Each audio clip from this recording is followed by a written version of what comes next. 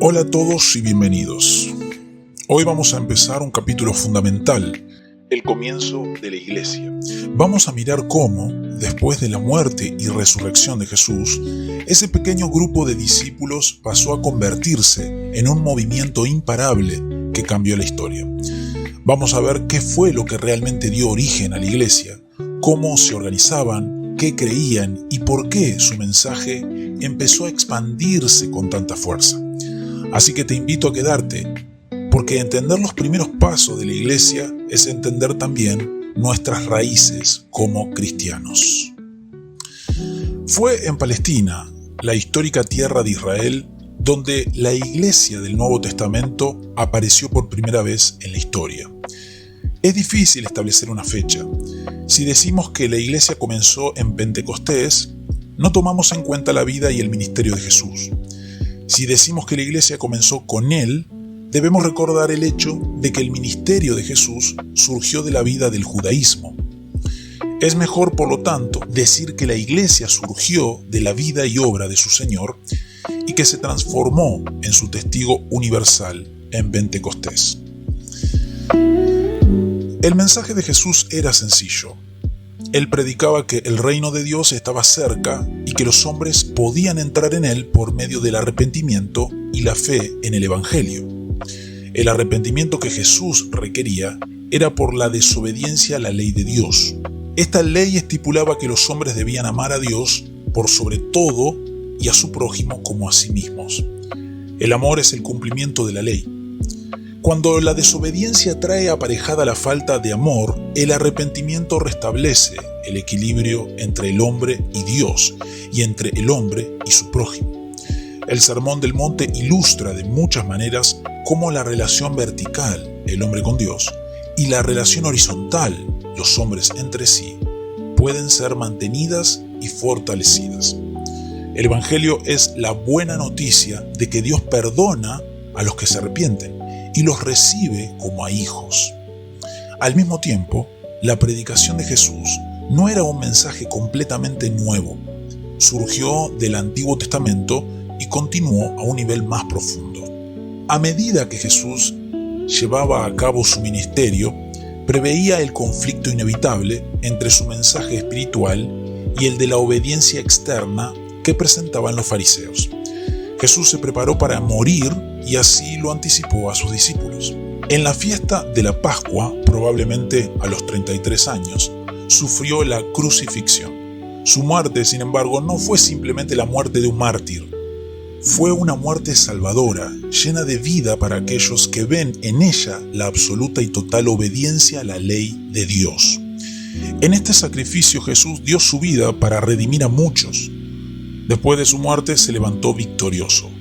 Todo aquel que cree en él, aunque esté muerto, vivirá, y todo aquel que vive y cree en él, no morirá eternamente, dice Juan 11, 25 al 26. Por consiguiente, Pablo predicó con igual poder a Jesucristo y a este crucificado, y de Jesús y de la resurrección.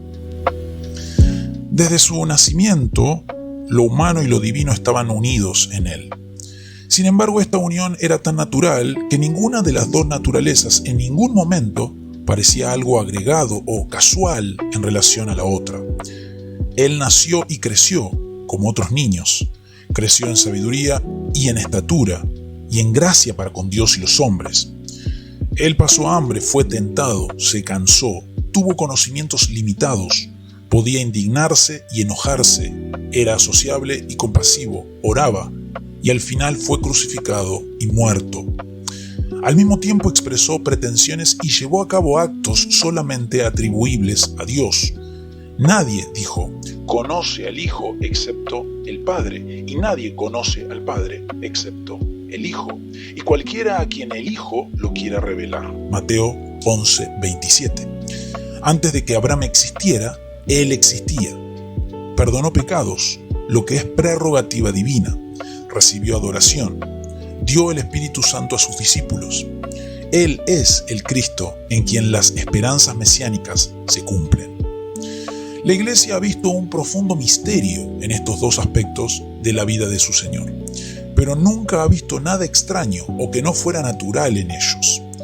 La Iglesia cree en Jesús, el Hijo encarnado de Dios, y lo predica a los hombres.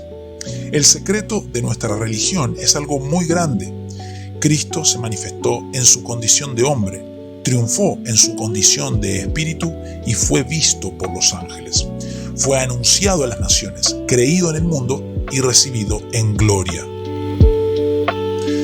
El Antiguo Testamento había hablado vez tras vez del carácter universal que tendría el pueblo de Dios.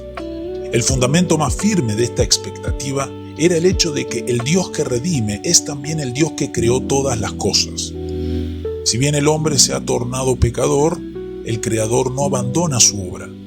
Y es por eso que Él la restaura por medio de la redención. La elección del pueblo de Israel para un servicio especial tiene el propósito de que todas las naciones sean salvas. A través del Antiguo Testamento, Israel se mantiene en contacto con las otras naciones. Palestina misma era una encrucijada entre los grandes imperios de su tiempo. En su ministerio Jesús predijo la expansión del Evangelio, pero Él no planeó un programa de evangelismo antes de su muerte. Este fue dado después de su resurrección. Toda potestad me es dada en el cielo y en la tierra, por tanto id y haced discípulos a todas las naciones, bautizándolos en el nombre del Padre y del Hijo y del Espíritu Santo, enseñándoles que guarden todas las cosas que os he mandado. Y he aquí yo estoy con vosotros todos los días hasta el fin del mundo. Mateo 28, 18 al 20. Este mandamiento, sin embargo, no debe separarse de la venida del Espíritu Santo en Pentecostés. El mandamiento de testificar no era suficiente para crear testigos. Debía también existir la convicción y el poder para testificar. Este fue dado a la Iglesia en Pentecostés. En esa ocasión, Cristo volvió a la Iglesia por medio del Espíritu Santo para impartirle su poder y estar con ella hasta el fin del mundo. En Pentecostés se produjeron cambios fundamentales en el carácter y la estructura del pueblo de Dios. La Iglesia Universal del Nuevo Testamento reemplazó a la congregación estrictamente israelita, expresada en el templo y la sinagoga. El pueblo de Dios dejó de ser un pueblo nacional y se transformó en una comunidad internacional y universal. El predicador reemplazó al sacerdote, el púlpito reemplazó al altar y el testimonio de la Iglesia del sacrificio de Cristo reemplazó al sacrificio ceremonial de animales. La capital religiosa de los judíos era Jerusalén. Ellos guardaban la ley, el sábado y la circuncisión. La Iglesia no tiene una ciudad capital, ni templo, ni sacerdote, ni altar, ni tierra santa. La Iglesia pertenece a todas las naciones y en ellas tiene su campo de acción. Donde está la Iglesia, allí está su Señor presente y adora a Dios de muchas maneras. Este cambio en la actitud y estructura del pueblo de Dios no se realizó totalmente en el día de Pentecostés. Le llevó tiempo a la Iglesia el comprender que se trataba de una comunión universal. Aún el apóstol Pedro tuvo gran dificultad para llegar a entender esto. Algunos miembros de la Iglesia nunca lo llegaron a entender. No obstante, la predicación en otras lenguas en Pentecostés y la lista de naciones mencionadas en el capítulo 2 de Hechos indican este cambio básico. No habían pasado 30 años desde ese momento y el Evangelio ya se había establecido en Siria, Asia Menor, Grecia e Italia. Tenía seguidores aún dentro de la casa de César, en la misma capital del imperio. Al principio vemos a la iglesia como un grupo de creyentes en Jerusalén. En la fiesta judía de Pentecostés, 7 semanas después de la crucifixión de Jesús, muchos fueron bautizados como resultado de la predicación de Pedro. Desde su comienzo, la iglesia formaba una comunidad apreciable. Vivía una vida de compañerismo, adoración y ayuda mutua, recibiendo diariamente nuevos miembros. Su predicación era sencilla: el arrepentimiento de pecados, la muerte y resurrección de Cristo, con gran énfasis sobre la resurrección y el bautismo. Esta proclamación se veía acompañada de señales y milagros y del poder del Espíritu Santo. En consecuencia, había muchas conversiones, incluso entre los sacerdotes. Muy pronto, después de este comienzo prometedor, se registran en Hechos 2 sucesos que afectaron la comunión de la iglesia. El primero fue el pecado de Ananías y Zafira, en Hechos 5:1 al 11. El segundo, el descontento de los griegos con sus hermanos hebreos, en Hechos 6:1 al 6. El engaño de Ananías y Zafira fue trágico, pero no surgió de la comunidad cristiana envolviendo a muchos. La queja de los griegos contra los hebreos era un caso muy distinto. Indicaba un desacuerdo muy marcado dentro de la misma iglesia. Se trataba de una disputa entre los cristianos judíos de Palestina y los cristianos judíos procedentes de la dispersión. Es preciso notar el significado de las palabras hebreos y griegos. El nombre hebreos se usa a lo sumo en otros 2 lugares del Nuevo Testamento en referencia a los judíos. En los 3 casos sirve para recalcar el carácter 100% judío de los judíos en cuestión. Un hebreo era aquel que en todos los aspectos observaba la ley mosaica y vivía de acuerdo con las tradiciones de los padres. Los griegos eran judíos procedentes de la dispersión, más abiertos a las ideas griegas. Por lo tanto, la discrepancia entre los griegos y los hebreos era una diferencia entre los judíos cristianos, con un fuerte trasfondo palestino, y los judíos cristianos conectados con la dispersión. Posiblemente los hebreos rechazaban tener comunión alrededor de la mesa con los griegos debido a que estos no observaban el ceremonial en todos sus detalles. También es posible que existieran diferencias culturales que los apartaban. Lo cierto es que todo esto parece haber producido desigualdad en la distribución de los alimentos a las viudas griegas pobres, lo que resintió la comunión de los 2 grupos. En la colonia judía griega, no cristianos, muy pronto se desarrolló una muy fuerte oposición contra la iglesia.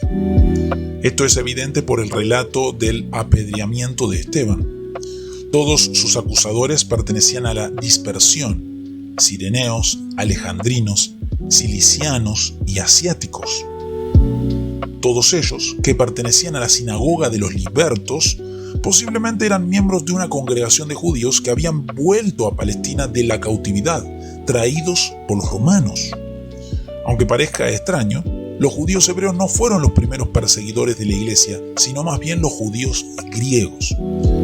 No parecía ser una casualidad que Saulo, un griego de Tarso en Cilicia, guardara las ropas de los que apedrearon a Esteban. Aparentemente los judíos griegos estaban más opuestos a la iglesia que los judíos de Palestina. Por la misma razón, probablemente, sentían más hostilidad contra los judíos griegos cristianos que contra los hebreos cristianos. Y esto muy bien puede haber provocado su ataque contra Esteban, quien parecía ser el líder del grupo griego cristiano en Jerusalén. La persecución de la iglesia que siguió a la muerte de Esteban no parece haberse extendido más allá de Jerusalén. A los apóstoles no se les molestó. La razón de esto puede ser el hecho de que no eran del grupo helénico, es decir, griego, y que vivían de acuerdo con la tradición palestina. Por otro lado, la persecución no parece haber sido de larga duración. La salida de muchos creyentes de Jerusalén trajo como consecuencia el esparcimiento del evangelio. Felipe fue a Samaria a predicar allí. Esto hizo que la iglesia en Jerusalén enviara a Pedro y a Juan a Samaria para inspeccionar la obra de Felipe. En el camino de vuelta a Jerusalén predicaron en muchos pueblos de los samaritanos. Felipe fue enviado a Gaza, en el sur de Palestina, para encontrarse con un oficial de la corte de la reina de Etiopía. Este era un prosélito judío, el cual ahora se convierte y se bautiza bajo el ministerio de Felipe.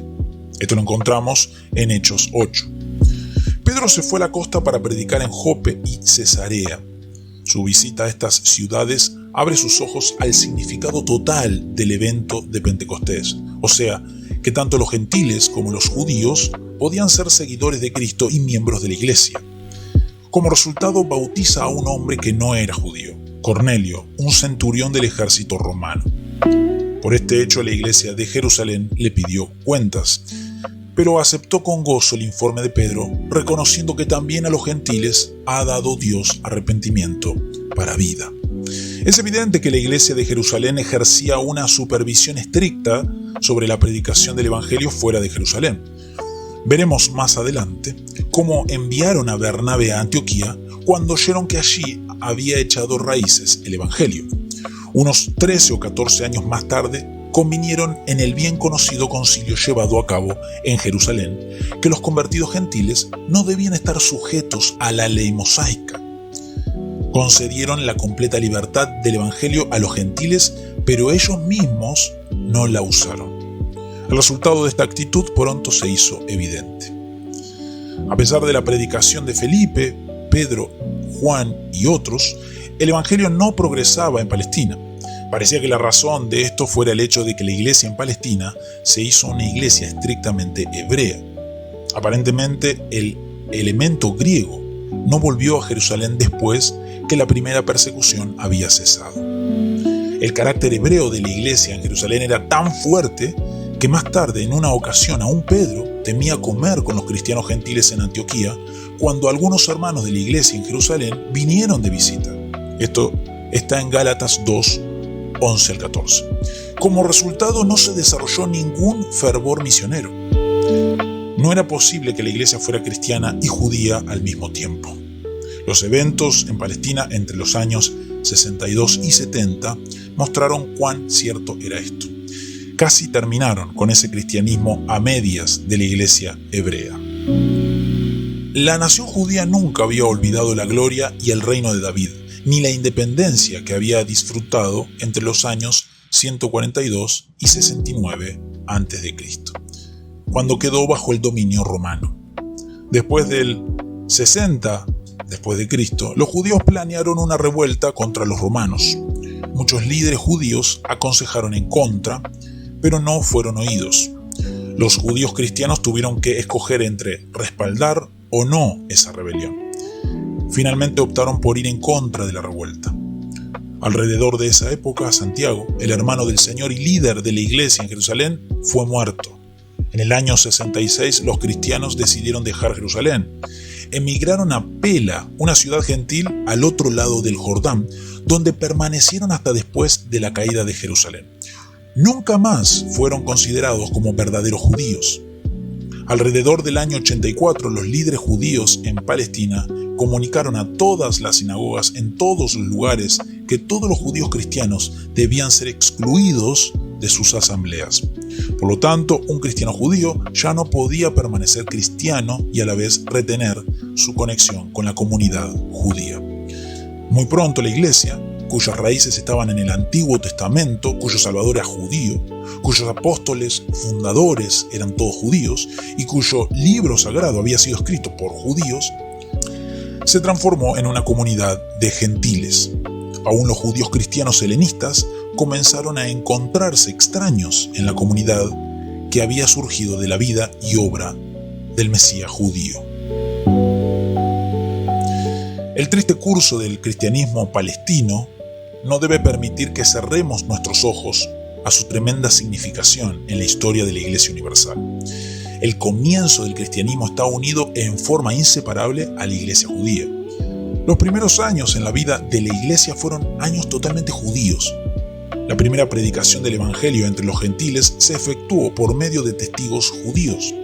Pablo, el padre de las misiones gentiles, era un judío y tenía a la iglesia en Jerusalén como su autoridad eclesiástica y espiritual más alta.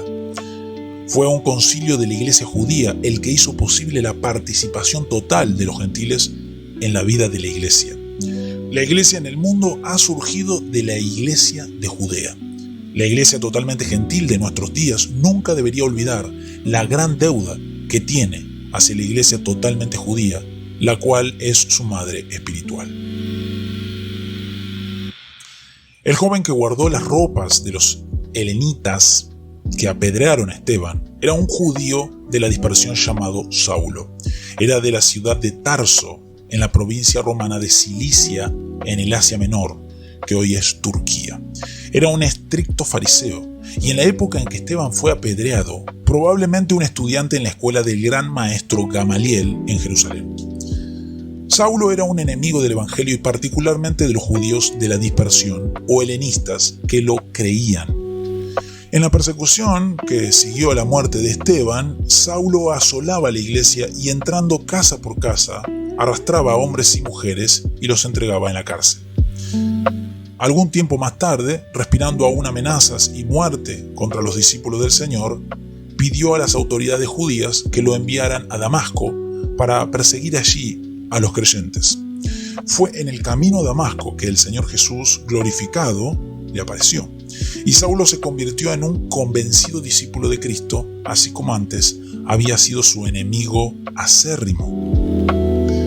Así comenzó la vida cristiana y la carrera misionera de aquel hombre, Saulo, mejor conocido como Pablo, que vino a ser el padre de la misión a los gentiles y el autor de casi un cuarto del Nuevo Testamento.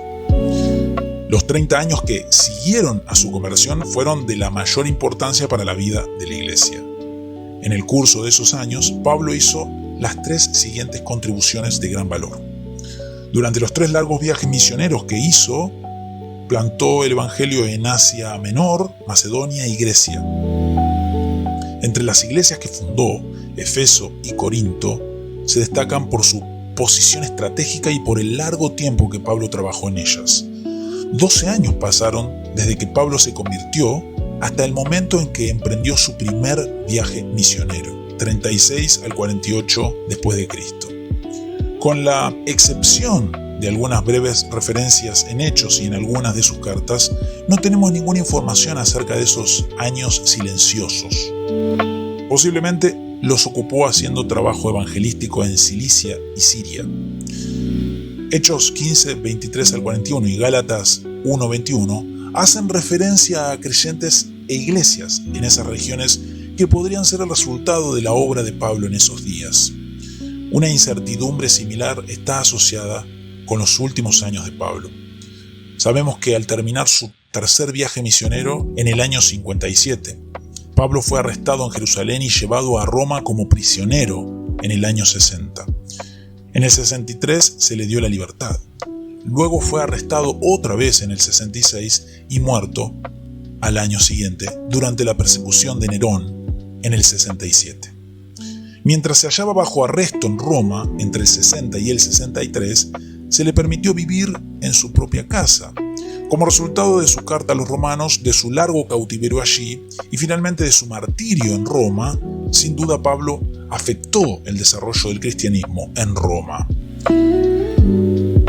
La predicación del evangelio comenzó, como hemos dicho, dentro de una atmósfera totalmente judía. Los primeros cristianos fueron judíos y continuaron viviendo y adorando como judíos. La principal diferencia entre los judíos cristianos y los judíos tradicionales era que aquellos creían en el Mesías que había venido, que había sido crucificado y se había levantado de entre los muertos, mientras que los otros creían en un Mesías que todavía estaba por venir. Los judíos cristianos continuaron observando la adoración en el templo, la circuncisión, el sábado y todos los otros asuntos de la ley mosaica.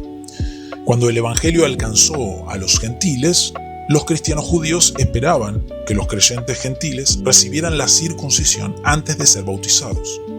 En otras palabras, demandaban que los gentiles se hicieran judíos primero antes de ser cristianos.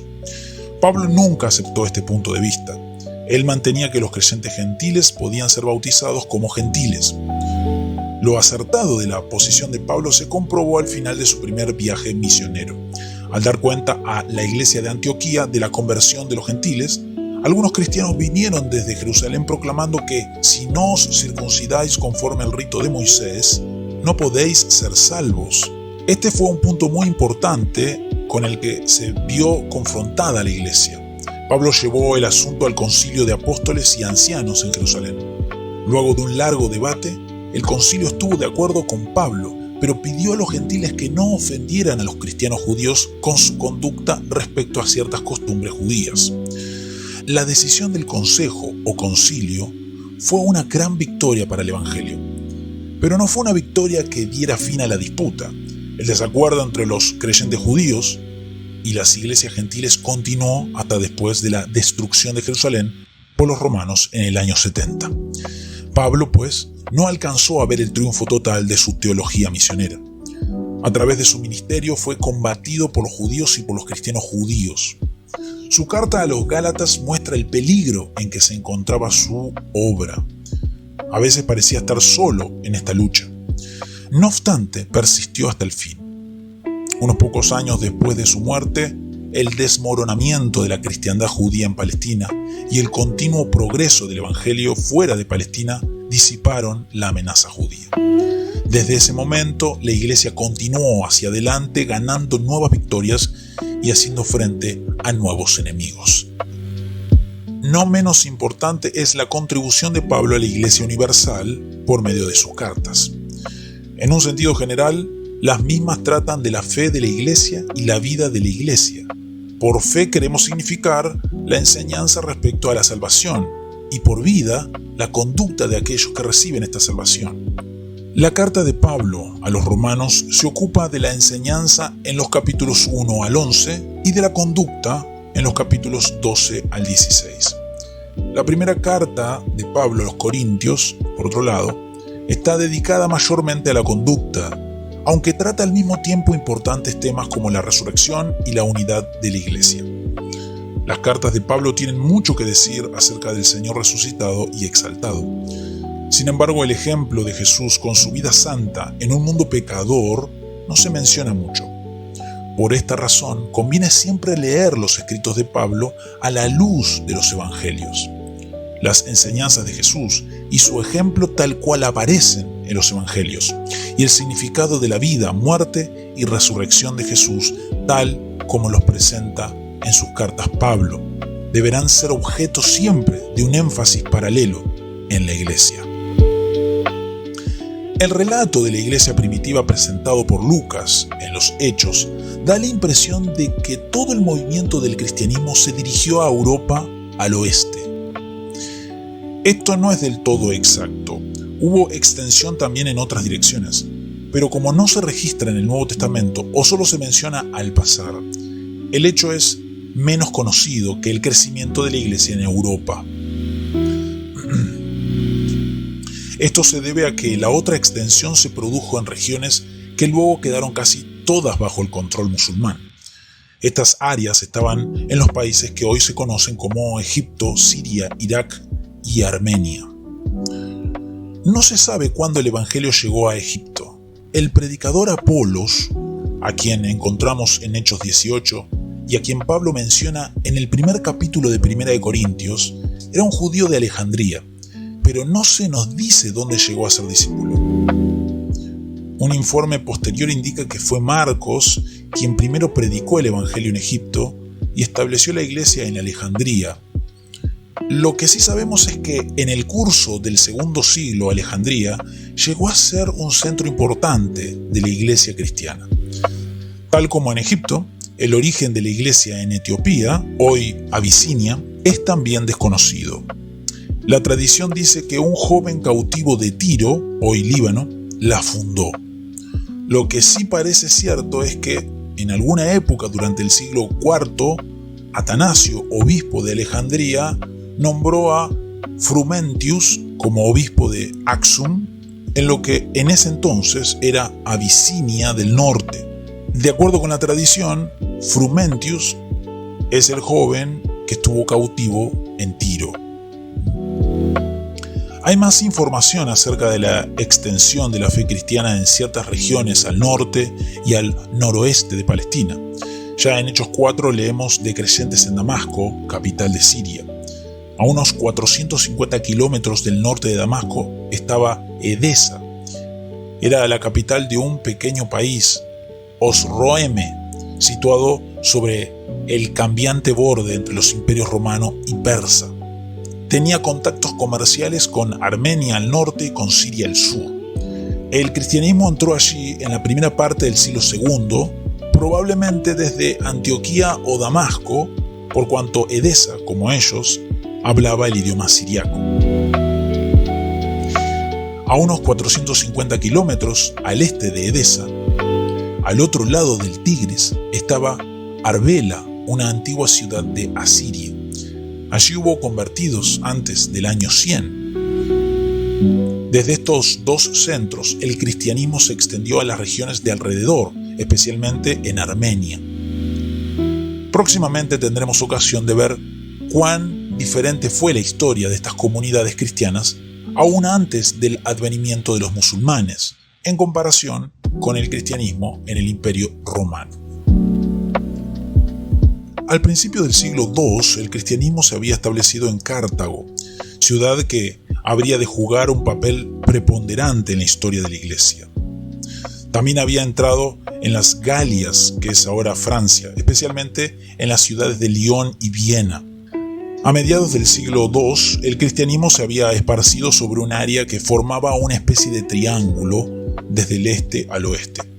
Su límite al norte se extendía desde Arbela a Lyon y la línea al sur desde Jerusalén, pasando por Alejandría hasta Cartago. Con la excepción de España, Galia del Norte y Bretaña, el cristianismo se había diseminado a través de todo el imperio unos 100 años después de la muerte de Jesús. Bueno, hasta acá llegamos con este recorrido por el comienzo de la Iglesia. Vimos cómo todo empezó, no con poder político, no con influencias humanas, sino con un grupo de hombres y mujeres transformados por la resurrección de Jesucristo. Y ese mismo mensaje sigue siendo el corazón del Evangelio hoy, que Cristo venció la muerte, que hay perdón para nuestros pecados y que en Él tenemos vida nueva. La Iglesia nació por el poder del Espíritu Santo y sigue viva por ese mismo poder. Gracias por acompañarme en este episodio. Si te ayudó, te dejó pensando, te invito a compartirlo, dejar tu comentario y suscribirte para seguir profundizando juntos en la historia de la Iglesia y en la verdad del Evangelio. Nos vemos en el próximo video.